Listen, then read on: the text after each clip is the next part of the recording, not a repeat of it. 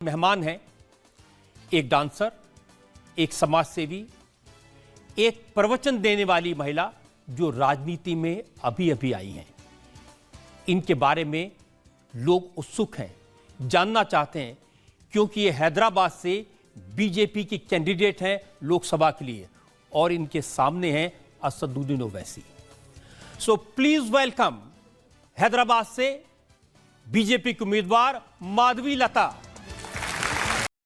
Hello friends, welcome to my channel Mom Come Care. आ गई हूँ आज एक और नई वीडियो लेकर। आप सबको नवरात्रों की हार्दिक शुभकामनाएं। माधवी लता जी ने किस तरह से आपकी अदालत में जवाब दिए, चलो चलते हैं ये वीडियो देखने। अगर आप ये ओरिजिनल वीडियो देखना चाहते हैं तो लिंक डिस्क्रिप्शन में है। नमस्कार, thank you very much, thank you. बहुत बहुत स्वागत है आपकी अदालत में। तो आइए शुरू करते हैं आपकी अदालत में आज का मुकदमा। आज हमारी मेहमान हैं एक डांसर, एक समाज सेवी, एक प्रवचन देने वाली महिला जो राजनीति में अभी अभी आई हैं। इनके बारे में लोग उत्सुक हैं, जानना चाहते हैं, क्योंकि ये हैदराबाद से बीजेपी की कैंडिडेट हैं लोकसभा के लिए और इनके सामने हैं Asaduddin Owaisi. So please welcome Hyderabad से बीजेपी की उम्मीदवार माधवी लता।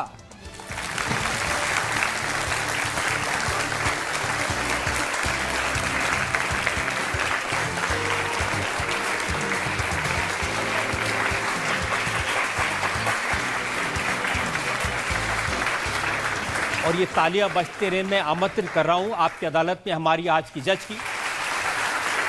हमारी आज की जज बहुत खास हैं, पूरी दुनिया में अपने क्लासिकल डांस के लिए फेमस हैं। इन्हें पद्म विभूषण से सम्मानित किया गया है।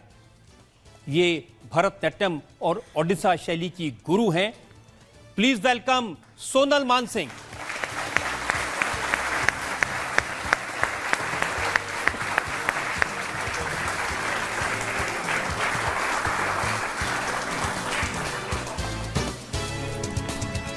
इससे पहले कि हम आज का मुकदमा शुरू करें, हमारी आज की जज राज्यसभा की मेंबर सोनल मानसिंह की इजाजत चाहेंगे आज की कार्रवाई शुरू करने के लिए। कार्रवाई शुरू की जाए।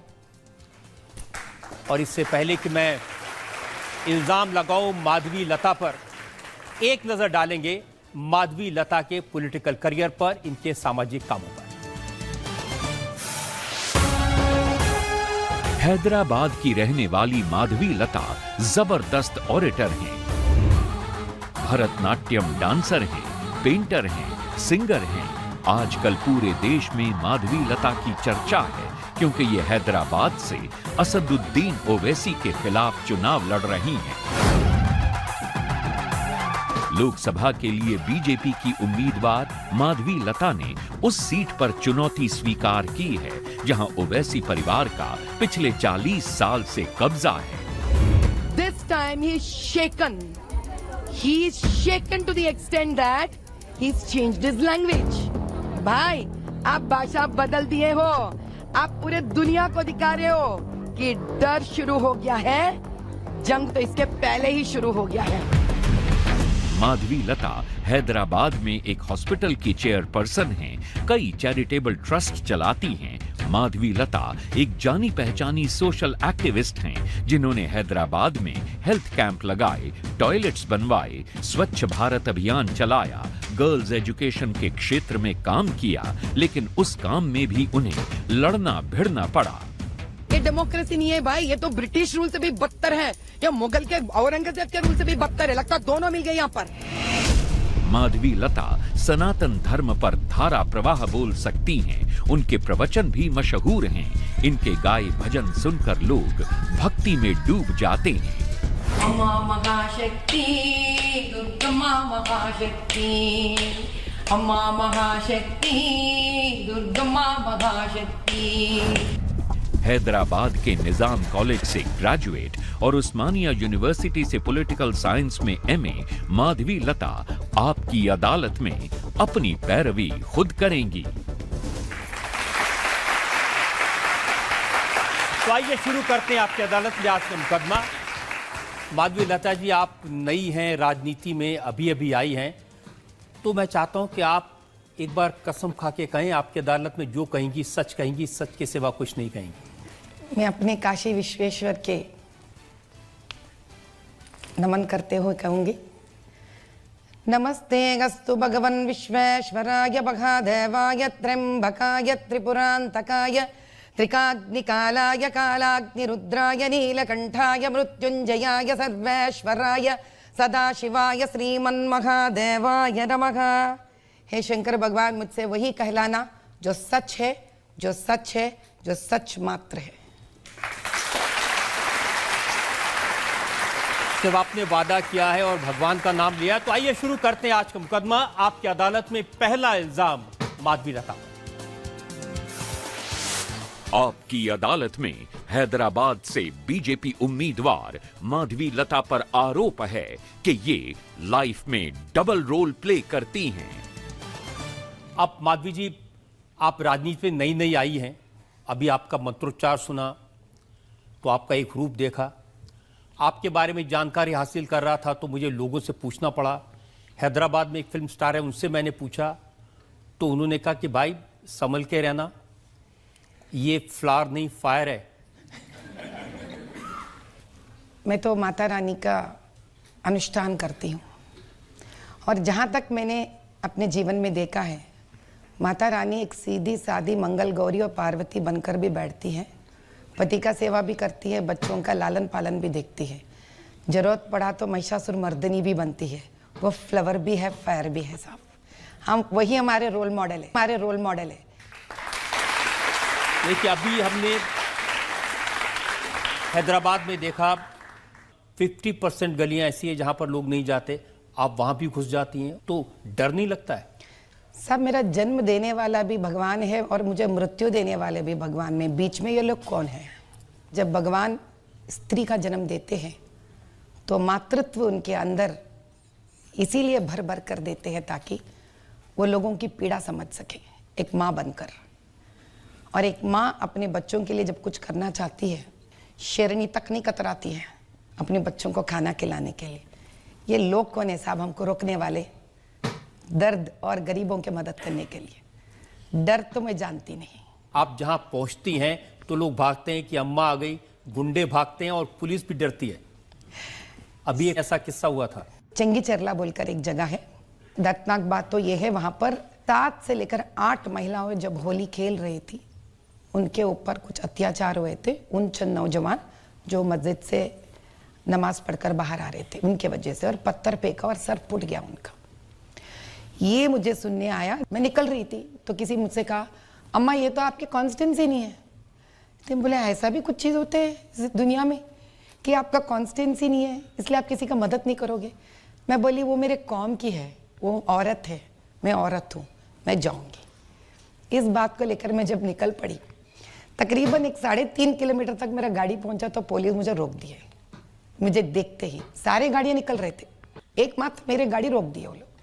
मैं पूछी भाई ऐसा क्या है, आप मुझे क्यों रोके? तो वो कहते नहीं आप नहीं जा सकते हो।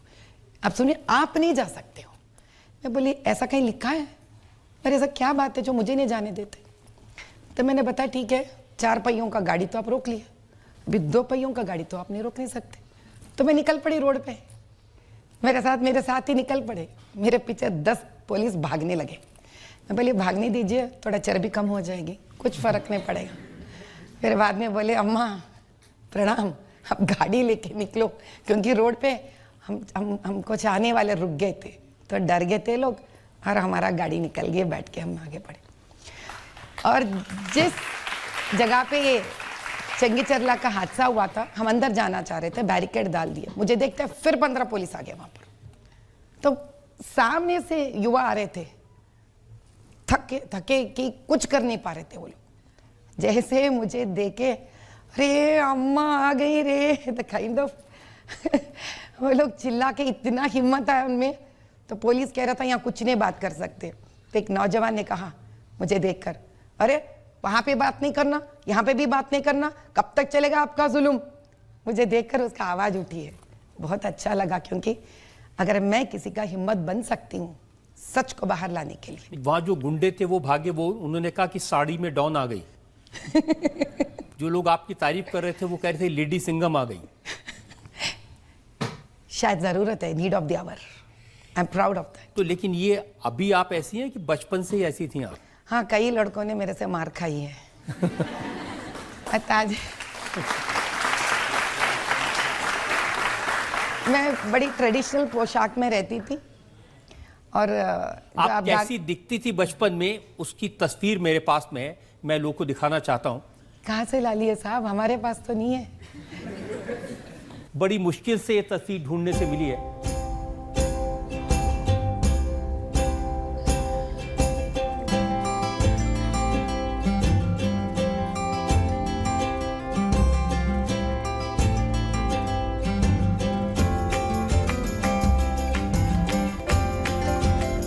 ये आपकी अलग अलग वक्त की तस्वीरें हैं। एनसीसी कैडेट थी तब की भी तस्वीर है, और बचपन की बिल्कुल छोटी थी तब की तस्वीर है। ये कैसे मिले आपको? क्योंकि जहाँ तक मुझे याद है 1998, मैं गलत नहीं हूँ, सितंबर के महीने में इतना बड़ा बाढ़ आया था पहली बार हैदराबाद में कई सालों के बाद। और मैं EWSH के घर में रहती हूँ, यानी कि इकोनॉमिक वीकर सेक्शन हाउस, जो आज SC ST और बहुत ही आर्थिक रूप में जो छोटे होते हैं उनको ये घर दिया जाता है। मैं उस घर में पल के बड़ी हुई हूँ। हमारा घर हैदराबाद ओल्ड सिटी कॉन्स्टिट्यूएंसी के याकतपुरा असेंबली कॉन्स्टिट्यूएंसी में संतोष नगर में रहता था। और हमारा घर 3 फीट नीचे होता है और रोड ऊपर से जाता है। और इतनी बारिश आ गई कि पूरा पानी घर के अंदर आ गया और मेरे कमर तक पानी आ गया था ऐसा। तो मेरे समझ में नहीं आया कि मेरे सारे फोटोज ऑलमोस्ट, मैं अभी तब मेरे हिसाब से मैं पोस्ट ग्रेजुएशन पढ़ रही थी, 15-20 एल्बम्स पूरे पानी में बह गए। मेरे पास एक फोटो नहीं है। रजत जी, आप तो बड़े होशियार निकले, इतने सारे फोटोज पता नहीं कहाँ से ले लिए। आप मुझे भी एक कॉपी दे दीजिए। अच्छा लग रहा खुद को देखकर, क्योंकि मैं भूल गई थी वो माधवी कैसी दिखती है। नहीं, बिल्कुल मैं आपको शेयर करूंगा। और आपको बता दूं कि इनको ढूंढने में काफ़ी मशक्कत हमारी टीम को करनी पड़ी। लेकिन ताजुब की बात तो ये है रजत साहब, आज भी कॉन्स्टेंसी वैसी है, आज भी कॉन्स्टेंसी वैसी है, आज भी कॉन्स्टेंसी वैसी है। मेरा उम्र, जो सबसे छोटा फोटोग्राफ आप दिखाए वहाँ पर, मैं 3 साल की हूँ और today almost I am 50 year old. कुछ नहीं बदला रजत साहब वहाँ पर। क्या नहीं बदला? अभी भी जब बारिश गिरता तो वही हालत है। आज भी EWSH से छोटे घरों में लोग रहते हैं और इतना सेक्युलर है वहाँ का राजनीति कि बेचारे मुसलमान भी इतने गरीब है जितने हिंदू हैं वहाँ पर। दाग देना चाहिए कि उन्होंने सेक्युलर रहना तो नहीं तोड़ा साहब, गरीबी में भी सेक्युलरिटी दिखा दी उन्होंने। दाग देना पड़ेगा इस बात को। आज भी वहाँ पे स्कूल्स नहीं है, आज भी वहाँ पे कॉलेजेस नहीं है, आज भी बच्चे डरते हैं मोहल्ले में चलने के लिए। तो क्या यादें हैं, कैसा माहौल, कैसा वातावरण होता था उस समय उस ओल्ड सिटी में? ज़्यादा दूर क्यों साहब, मैं खुद अपने घर के बारे में बात करती हूँ। मेरे घर के सामने जो रोड है, तो हम सब तो तब साइकिल पे चलने वाले थे। मेरे पिताजी को तो एक साइकिल था, वो छोटे से एक मिलिट्री इंजीनियरिंग सर्विस में एक स्टोर से इंचार्ज थे। लेकिन जब भी कोई त्यौहार होता था, मुसलमान के रहने दीजिए या हिंदू के रहने दीजिए, लोग बड़ी मज़े में अपने त्यौहार मनाते थे। और पता नहीं, मैं बहुत छोटी थी इसलिए रोड बड़ा दिखता था, या सही में रोड बड़ा था काफ़ी। आज इतने सालों के बाद जब वही रोड में मैं निकल पड़ी तो रोड के ऊपर घर आ गए। और जिस मोहल्ले में 100 हिंदू थे, आज सिर्फ 5 हिंदू के घर हैं। हाँ, मैं मानती हूँ कि मैं 1990s में 80s में जो कम्युनल राइट्स हुए थे, रात भर हमको डर लगता था कि मैं बहुत छोटी थी और घर के हर एक आदमी पुरुष जो भी बड़े हैं एक डंडा लेकर उनको पहरी मारना पड़ता है और घर के औरत को मिर्ची हाथ में लेकर पोटली बनाकर तैयार रखना पड़ता था। अब पूछिए क्यों? पता नहीं, आधी रात को कौन एक अलग जगह से आ गए 10-15 लोग और सर फोड़ देंगे। तो कोई भी आवाज़ से एकदम चौंक के उड़ जाती थी। इतने सालों के बाद सच्चाई तो ये है, तब कम्युनल राइट्स होते थे, अब पॉलिटिकल राइट्स हो रहे हैं। फ़र्क कुछ नहीं रहा। लेकिन माधवी जी, हम तो हैदराबाद को जानते हैं आईटी सिटी के तौर पे, दुनिया में इसका नाम है। जिस हैदराबाद के बारे में आप बात कर रहे हैं वो तेलंगाना राष्ट्र का कैपिटल सिटी है, और जिस हैदराबाद के बारे में मैं बात कर रही हूँ बदनज़ीबी तो ये है कि वो लोकसभा पार्लियामेंट कॉन्स्टिट्यूएंसी है जिसके दरमियान 7 असेंबली कॉन्स्टिट्यूएंसीज आते हैं। नैस्कॉम ने पिछले साल बताया है कि तकरीबन 3 लाख नए आईटी जॉब्स पूरा देश भर में भर्ती होते हैं, जिसमें से ऑलमोस्ट 1,20,000 नौकरियां सिर्फ तेलंगाना के राजधानी हैदराबाद में भर्ती होते हैं। और आप सबको ताजुब होगा, उसमें से 2-3% भी हैदराबाद का लोकसभा पार्लियामेंट से भर्ती नहीं होती है। और जिस किसी ने आईटी जॉब ला ली है, समझ लीजिए किसी भी हालत से अच्छे पढ़कर कुछ भी उटपटांग कर कर मेहनत कर कर उसके बाद वो हैदराबाद लोकसभा पार्लियामेंट से निकल जाते हैं, हाईटेक सिटी चले जाते हैं साहब, क्योंकि उनको रहना नहीं है, उस जिल्लत में नहीं रहना है, उस गरीबी में रहना आप कहती हैं कि जो मुस्लिम बच्चे हैं उनको मदरसों में जाना चाहिए, मदरसों में बेहतर एजुकेशन होनी चाहिए, लेकिन मेरी जानकारी है कि आपने अपने बच्चों को स्कूल भेजा ही नहीं। आपने अपने बच्चों को घर में बैठा के पढ़ाया। साहब, जब मैंने अपने बच्चों को घर में बिठा के पढ़ाया है, मेरा पहला कारण ये था कि मेरे बच्चे रोते रोते कभी स्कूल नहीं जाना था मुझे। जब बच्चे हंसते खेल सकते हैं, हंसते हंसते कैडबरी खा सकते हैं, हंसते हंसते सिनेमा देख सकते हैं, कार्टून देख सकते हैं, तो हंसते हंसते बताइए पढ़ाई क्यों नहीं कर सकते। मैं 25-30 साल तक टीचर रह चुकी हूँ, तो मुझे हर वक्त ये सवाल था कि बच्चे हंसते हुए क्यों नहीं पढ़ सकते। और मैं जिस क्लास में भी जाके पढ़ाई करवाई बच्चों से, एक भी बच्चा आज तक रोया नहीं है। और दूसरी बात मदरसों का आता है तो उनके माँ बाप कहाँ इतने पढ़े लिखे हैं साहब, अगर होते तो आज क्या ये हालत होती। मदरसा में बच्चे इसलिए जाते हैं कि उनके माता पिता कम से कम 5वीं कक्षा और 6 कक्षा भी नहीं पढ़े हुए रहते, 6वीं कक्षा।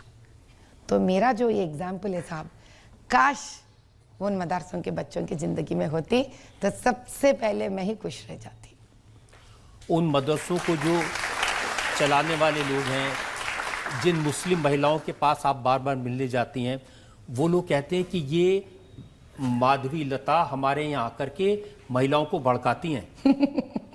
उनको कहती हैं घरों से बाहर निकलो। अच्छा। आप उनको कहते हैं कुछ काम करो। वो आप उनको कहते हैं बच्चे पैदा मत करो। साहब, मैं आपके 3 सवालों का इसी सीक्वेंस में जवाब दे दूँगी। पहली बात तो यह है, जिन मदरसों को मैं खाना भिजाती हूँ, मेडिकल कैंप्स फ्री में करवाती हूँ, उनको दवाइयाँ फ्री में देते हैं हम लोग, और उनको रोज़ा के टाइम पे, इफ्तार के टाइम पे भी हम खाना भिजाते हैं, ब्लैंकेट्स देते हैं, कपड़े सिलवाते हैं, रेफ्रिजरेटर्स देते हैं, अलमारियाँ भिजाते हैं।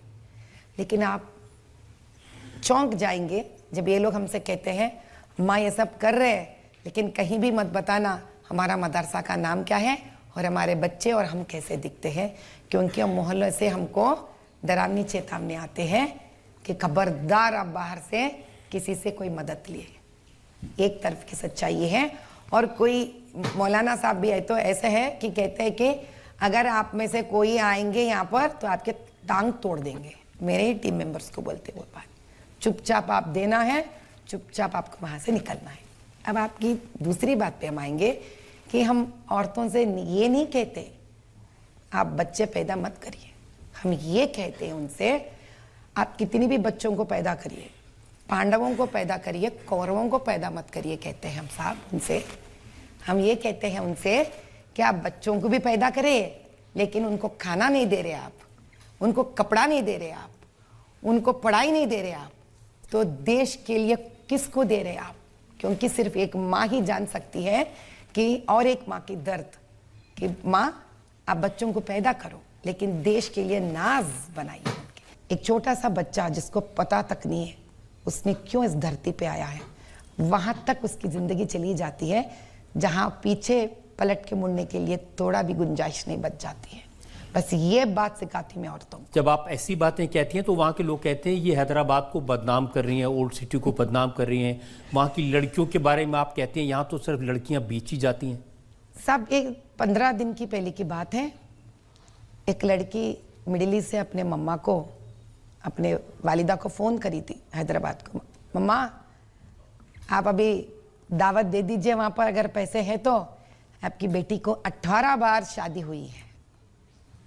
ये सच्चाई है साहब। 16 साल की लड़की को एक 70 साल की इंसान से शादी होता है अरब से। क्या लड़की अपनी घर की लड़की भी लड़की नहीं होती? ये मज़हब कहाँ से आया साहब? लड़की तो सभी की लड़की होती है। मेरे भी 2 लड़कियां हैं। मजाल किसकी को ऐसा करे? मैं ये समझाती हूँ उस औरतों को, मैं अपनी लड़की को 21 साल तक शादी ना करूं, मैं अपनी लड़की को इतना अच्छा पढ़ा के बड़ा करूं। एक माँ और एक माँ के बीच में ये मज़हब नहीं आता साहब। सिर्फ लड़की प्यार, अच्छे ससुराल में जाए, एक शानदार, एक इज्जतदार लड़के से ब्याह करवाए, पढ़ी लिखी हो और उनके घर गृहस्थी अच्छी बसे। बस यही हम प्रार्थना करते हैं भगवान से। और आप चौंक जाते हैं, ऐसा बहुत सारे गलियां हैं, गरे हैं जो पसमंदे के हैं, जिनकी आवाज़ 4 दीवारों से बाहर नहीं निकलती है, जो गरीबी में दलदल में 2 बार 3 बार 4 बार शादियां करवा देते हैं, क्योंकि वो पैसों से पीछे 8 या 7 बच्चों की खाना मिलती है उनको। तो कई लड़की बिक जाती है साहब किसी घर में खाने लाने के लिए। आप जब इस रूप में आप बिंदी लगा के, रुद्राक्ष पहन के, मांग में सिंदूर भर के मुस्लिम इलाकों में जाती हैं, उन गलियों में जाती हैं, तो घुसने देते हैं आपको? 8 साल से मैं खास कर इसी मुसलमान के गलियों में काम कर रही हूँ। मैं एक बार भी, सच्चाई आज मैं बयान कर रही हूँ, एक बार भी एक मुसलमान औरत या परिवार मुझसे ये नहीं कहा कि आप कैसे आ सकते हैं, ऐसे नहीं आ सकते। हाँ, अब मुझे सच बात करना पड़ेगा। हमारे प्यारे असद जी के लोग आते थे हमारे राशन का थैलियाँ ढूंढने के लिए। कौन है हिनू, कहाँ से आए नू, क्या कर रही है सब, क्यों कर रही है सब। और अक्सर मेरे ड्राइवर्स डर जाते थे, क्योंकि सिर्फ मेरे साथ 2 या 3 लोग आते थे मेरे साथ काम करने के लिए। और जब भी मैं इनके पास जाती हूँ, इन औरतों के पास, उनके दर्द समझने के लिए, उनके दुख समझने के लिए, मैं खाली हाथ नहीं जाती हूँ, 1 महीने का राशन लेके जाती हूँ। क्योंकि मुझसे मिलने के बाद कोई माँ अपना घर खाली हाथ नहीं जाना चाहिए। बस इसलिए वो बच्चे को खाना मिले, मैं लेके जाती हूँ। जनता में से हम सवाल पूछना चाहते हैं, कोई लोग सवाल पूछना चाहते हैं? हाँ। हैदराबाद के गुंडे और जितने भी लोग होते हैं वहाँ पे जो गुंडागर्दी करते हैं, उनसे लड़ने की हिम्मत आप में कहाँ से आती है?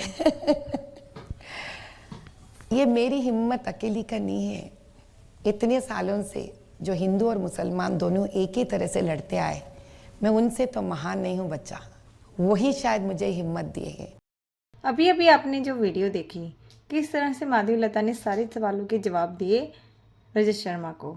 अगर आज की वीडियो अच्छी लगी है तो प्लीज़ लाइक शेयर सब्सक्राइब करिए और बने रहिए मेरे चैनल के साथ मॉमकॉम केयर। कल मिलते हैं एक और नई वीडियो के साथ। हैप्पी नवरात्रि।